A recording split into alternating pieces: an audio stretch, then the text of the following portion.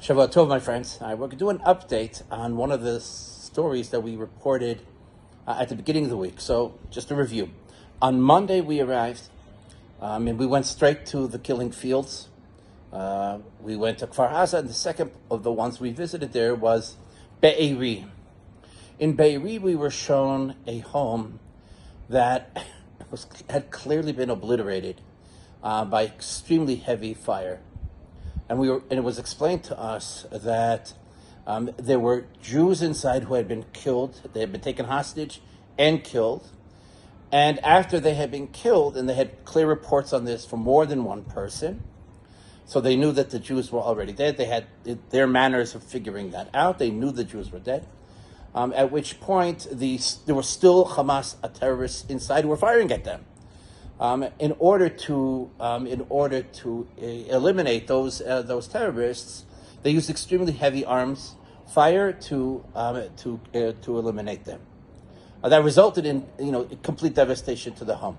When they went in, they had a very specific count of how many Jews were in there from people who had taken out. They knew exactly who was in there.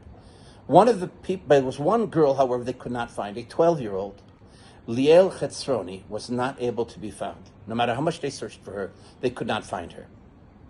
At that point, it was determined that they would take everything out of the building in order to find her. Again, they found nothing. So that, as you saw on the videos that we put up, brought a team of 50 men and women, soldiers and Zaka volunteers, all under the command of Colonel Chaim Otmazgin, who interestingly is both a colonel in the reserves as well as a volunteer for Zaka. And there's a fascinating intersection there about Zaka and the army, but that's not for now. He was given charge because he could recognize bone fragments due to his lengthy volunteer work for Zaka. And as you saw in the video that we have already uploaded, you saw the people literally stone by stone searching for any bone fragments. That was on Monday. On Tuesday, the following news came out, and hopefully you'll be able to read this. That they confirmed the death of 12-year-old Liel Chetzroni. This was the girl they were looking for. This was the girl. So we immediately saw this. We saw this report, and we called the people we knew there, and they confirmed for us that, yes, indeed, a bone fragment had been found. And based upon that, they were able to arrive at the conclusion that they arrived at.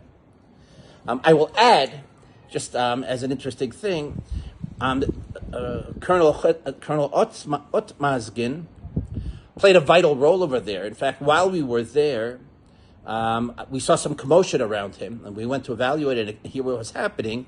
And somebody thought they may have found a bone, because he's the only who knows what a bone looks like, especially if it's burnt. So, but he unfortunately has that knowledge. So they brought it to him, and he's looking at it, and he says, "No, it's a piece of burnt plastic." Anyways, getting back to the point, that we received confirmation on Tuesday that indeed that extremely brutal, scrutinizing work of literally stone by stone, turning over everything, to be able to find something was successful. That was Tuesday. Thursday, when we were in the laboratory for forensic medicine, we inquired about it, because that's the place where all DNA work is done, and they confirmed to us indeed that the bone was found, and that it was found to be hers. And they informed us that, however, the work is continuing there in order to find any additional fragments that may have been left behind, just to show you the level of dedication. And it's interesting that this is something that you would not know this from just reading the report that's in the news, because it does not explain at all what went to finding and arriving at that confirmation. On more than one occasion in the past weeks, right? All of a sudden, somebody's confirmed dead. It does not explain how. You don't know what happened. How did they find? What was found? How it was determined?